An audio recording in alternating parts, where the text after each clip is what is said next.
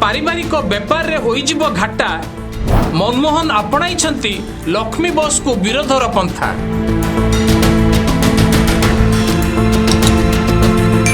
लक्ष्मी योजना आरंभ परे साधारण लोकों को खुशी कहिले न सरे, कारण निज निज पंचायत रु शहर को गड़िबो बस।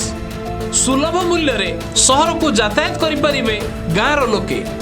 बस पाई आउ झिंझट रहिबनी, घरोई बस भली मनमानी मध्य चलिबनी। बेस सुविधा रे लक्ष्मी बस रे यात्रा करि परिबे यात्री।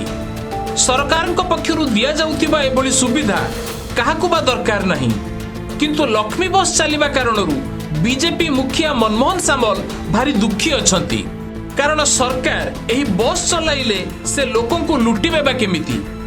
आपण कथाटा बुझी पारु नथिबे जानि परुछु।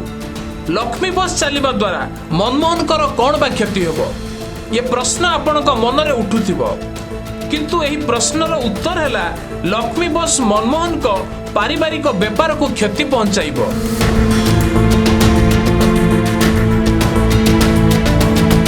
बीजेपी मुखिया मनमोहन सामल को पारिवारिक व्यापार हेउची ट्रांसपोर्ट व्यापार। मनमोहन को पत्नी एही ट्रांसपोर्ट व्यापार बुझंती बोली तांको सत्य पाठरू जानिबाकू पाइलु। एपरिकी तांको पत्नी को नारे थिबा केतोटी बस एबे प्रतिदिन राजधानी दौड़ुछि।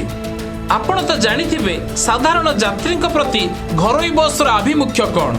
यातायात कौनसी साधन नथिबारु शहर को आसीबाकू हेले घरोई बस उपरे गरीब यात्री निर्भर करिथांती, किंतु घरोई बस यात्री ठारू मन इच्छा भड़ा वसूल करती, जार अनेक अभियोग पूर्वरु आमे देखिचे।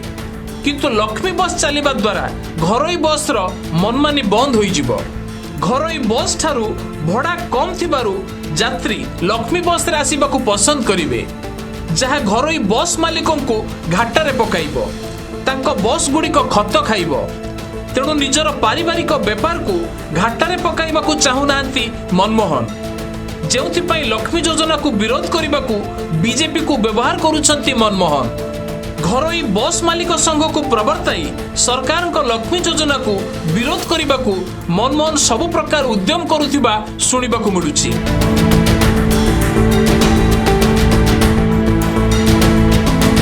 निजर व्यक्तिगत स्वार्थ रे जेपरि बाधा न उपजिबो सेतिपाई दल को मनमोहन व्यवहार करुथिबा कुहा जाउछि, किंतु मनमोहन को इंगित रे लक्ष्मी योजना को विरोध करिबा बीजेपी को आगामी दिन में महंगा पड़ी पारे बोली साधारण लोके कहिलेनी।